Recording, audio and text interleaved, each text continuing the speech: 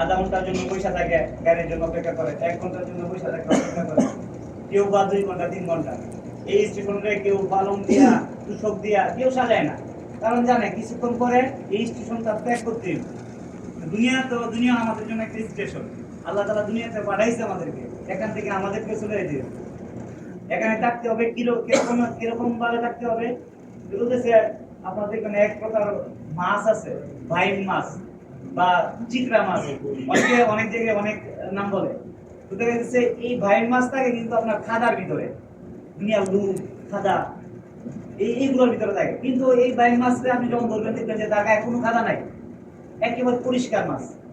অন্য মাছ ধরলে দেখবেন যে কাদা মাথা ভরা থাকে, কিন্তু বাইম মাছ কিংবা চিকড়া মাছ এগুলো যখন ধরবেন না দেখবেন যে একেবারে পরিষ্কার, কিন্তু থাকে কোথায়? খাদার ভিতর থাকে। কিন্তু সে খাদার ভিতর থেকে তারা নিজের পরিষ্কার করে রাখে। ভাই দুনিয়াতে আমরা আসছি, দুনিয়াতে একটা লোকার অনেক নর্দমা খাদা জায়গা, এখানে থাকতে হবে আমাদের পরিষ্কার করে আমার রাখতে হবে, এখানে নিজেকে স্বচ্ছ রাখতে হবে। বলতেছে ভাই আমি তো এখানে আসছি অল্প সময়ের জন্য, আল্লাহ তাআলা আমাকে একটা উদ্দেশ্য নিয়ে এখানে পাঠাইছে। আল্লাহ তাআলা বলতেছে কি যে বান্দা যাইবে বান্দা আমারে কি আমার রব বলে স্বীকৃতি দিব, যে আমার থেকেই হয়, এই ধারণা আমার দিলের ভিতর বসাইতে হবে। আল্লাহ থেকে হওয়ার ধারণা আমার দিলের ভিতর বসাইতে হবে। আমি যদি মনে করি গাছ থেকে ফল হয়, আপনার ধান ক্ষেত থেকে আপনার চাল হয়, আপনার কাঁঠাল গাছ থেকে কাঁঠাল হয়, আম গাছ থেকে আম হয়, কিন্তু গাছ থেকে হয় না। গাছের মধ্যে যখন আল্লাহ তাআলার হুকুম হয় তখনই কি হয়? এই গাছ থেকে ফল হয়। অনেক গাছে ফল দেয় না, এরকম অনেক গাছ আছে না ভাই? গাছের তো কোনো ক্ষমতা নাই। আমি যদি মনে করি আমার খানা আমার শক্তি যোগায়, আমার খানা ভাই আমার শক্তি যোগায় না, আল্লাহর হুকুমেই আমার শক্তি যোগায়। খানা যদি আমার শক্তি যোগাইতো, আমার বাবা হইতেছে এই খানা খায়, একই পাতিলের খানা খায় আমার বাবা হইতেছে বৃদ্ধ, আর এই পাতিলের খানা খায় আমি হইতেছি জোয়ান। একজন বানাইতেছে খানা খাইতে খাইতে সে বৃদ্ধ হইতেছে, আর আমার ছেলে এই খানা খায় সে জোয়ান হইতেছে, যুবক হইতেছে।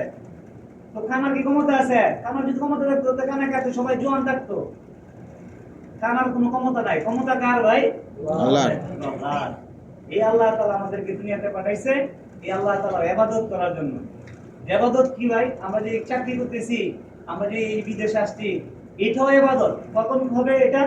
যখন আল্লাহ তাআলার হুকুম আর রাসূলের তরিকা, রাসূলের সুন্নাহ যখন এই কাজের মধ্যে আমরা থাকবো, এই চাকরিটাও আমার ইবাদত হবে, এই ব্যবসাও আমার ইবাদত হবে। আমি যেটাই করবো যখন এটা আল্লাহ তাআলার হুকুম এবং রাসূলের তরিকা থাকবো, আমি যাই করি, আমি যে কামাই করি, আমি আমার ছেলেরে খাওয়াইতেছি, আমার বাবারে খাওয়াইতেছি, আমার সন্তানকে খাওয়াইতেছি, আমার স্ত্রী ভাই বোন তাদেরকে খাওয়াইতেছি, তারা তো আল্লাহর বান্দা, তাদেরকে আমি খাওয়াইতেছি, এটা ইবাদত না? আমি খাওয়াইতেছি তাদেরকে, আমি রোজগার করে তাদেরকে আমি ইনকাম করে টাকা পাঠাইতেছি, এই ইনকামটা আমি সময়টা দিতেছি এই ইনকামের পিছনে, এই ইনকামটা কে খাইতেছে? খাইতেছে আমার মা, খাইতেছে আমার বাবা, খাইতেছে আমার স্ত্রী, খাইতেছে আমার সন্তান, খাইতেছে, তারা তো আল্লাহর বান্দা, তাদেরকে আমি খাওয়াইতেছি, এটাও একটা ইবাদত।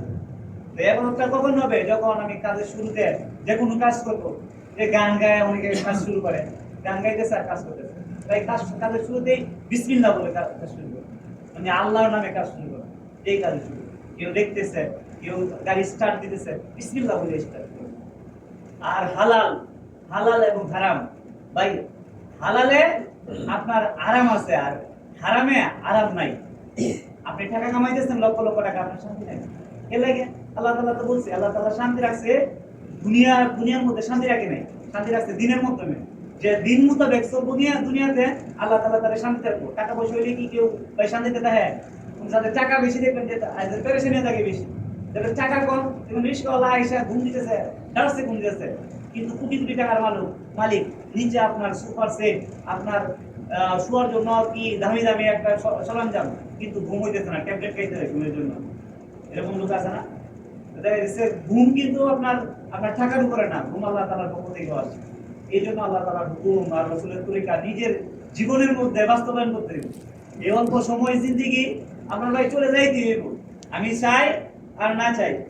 আমার এখান থেকে দুনিয়াতে আমার থাকার জায়গা না, দুনিয়া অল্প দিনের জিন্দেগি। এই জন্য এই দুনিয়াতে আল্লাহ তাআলা পাঠাইছে আল্লাহ তাআলার বান্দাকে, আল্লাহ তাআলার গোলাম আমি ভাই, আল্লাহ তাআলার গোলামি করার জন্য দুনিয়াতে পাঠাইছে। আমি আমার মন চাই এই জিন্দেগি যদি এই দুনিয়াতে চালাই, আমি মৃত্যুর পরে আমি আল্লাহ তাআলার কঠিন আযাবে আমি গ্রেফতার হব। আর আল্লাহ রব চাই জিন্দেগি যদি এই দুনিয়াতে আমি চালাই, আর অনন্ত অসীম কালের জন্য আল্লাহ তাআলা আমারে চিরস্থায়ী জান্নাত দান করবে। এই জন্য আপনারা ভাবেন আমি ভাবি, তাই আমি বলতেছি কিসের জন্য এই কথাগুলা, আমার ভিতরে যেন এই কথাগুলো আমি করতে পারি। দেয়ালের মধ্যে যদি বল কেউ ফেক দেয়, দেয়াল ছিদ্র করে ভাই এদিকে চলে যায় না, আবার নিজের দিকে রিটার্ন আসে। আমি এই কথাগুলো বলতেছি, এই কথাগুলোর আমল যেন আমিও করতে পারি, এই জন্য এই কথাগুলো আমি বলতেছি। তো ভাই আল্লাহ তাআলার হুকুম আর রাসূলের তরিকা যেন আমাদের জীবনে বাস্তবায়ন করতে পারি, এই জন্য সবাই সবাই চেষ্টা করবো ইনশাআল্লাহ। চেষ্টা করবো তো ইনশাআল্লাহ। ইনশাআল্লাহ। 5 ওয়াক্ত নামাজ ভাই আমি নিজে করতেছি, আমি আরেকজন দাওয়াত দিব ইনশাআল্লাহ। সে নিজে বাঁচো, অপর ভাইকে বাঁচাও, ঠিক আছে? একা একা বাঁচতে হইব না। আমি নামাজ পড়তেছি, আমার বন্ধু আছে, তারা টান নিয়ে আসতে হবে, নামাজ পড়তে হইব। মুসল্লি জানা যাচ্ছে আজকে এই যে পুরা মসজিদ করেছে, বাইরেও করেছে, 5 ওয়াক্ত নামাজে সবাই, এই জুমার নামাজ যেরকম ফরজ, 5 ওয়াক্ত নামাজ এরকম ফরজ, সবারই এরকম 5 ওয়াক্ত নামাজ পড়তে হইব। এক ওয়াক্ত নামাজ যদি কেউ কাজা করে, মানে দুপুরে একটা আসরে পড়ে, তার জন্য কি বলেছে, 1 উকবা পরিমাণ মানে জাহান্নামের আগুনে জ্বলতে হইব। 1 উকবা মানে 2 কোটি, এরকম ইয়া করা হয়েছে, বিশ্লেষণ করা হয়েছে 2 কোটি 88 লক্ষ বছর। এত বছর যার নামে জ্বলতে হইব 1 ওয়াক্ত নামাজ কাজা করলে, মানে 1 ওয়াক্ত নামাজ আরেক ওয়াক্ত করলে, সময় মতো না করলে, আর না করিতে কতদিন থাকতে হইব যার হিসাব নাই। এই জন্য আমি তো বাঁচবোই, আমার ভাইরা, আমার বন্ধুরা, আমার চাচা আছে, বা আমার আত্মীয় স্বজন আছে, তাদের উপর জাহান্নামের আগুন থেকে বাঁচানোর চেষ্টা করবো। আমার চোখের সামনে যদি আমার ভাই আগুনের উপরে ভাই আমি বাঁচাবো না, তা আমি নামাজ পড়তেছি, আমার ভাই নামাজ পড়তেছে না, সে তো আগুনের দিকে দৌড়াইতেছে, তার আগুন থেকে বাঁচিয়ে দিব না। এই জন্য ভাই আমি নিজে নামাজ পড়বো, আমার সাথীর যারা আছে, আমার অধীনস্থ যারা আছে, সবাইকে আমি নামাজের দাওয়াত দিব। দাওয়াত দিলে কি হবে? বলতেছে আমি নামাজ পড়তেছি, এই নামাজ কবুল হোক আর না হোক, আমি তাহলে যদি নামাজের দাওয়াত দিয়ে মসজিদে নিয়ে আসি, সে যে নামাজ পড়বো, সে যেখানে নামাজ পড়বো, তার নামাজ কবুল হোক আর না হোক, আল্লাহ তাআলা আপনি যে দাওয়াত দিয়ে নিয়ে আসলেন, এই জন্য আল্লাহ তাআলা আপনাকে কবুল নামাজের সওয়াব দান করবে। সুবহানাল্লাহ। এই জন্য সবাই দাওয়াতের কাজ বেশি বেশি করবো ইনশাআল্লাহ। করবো তো ইনশাআল্লাহ? ইনশাআল্লাহ। সবাই ইনশাআল্লাহ।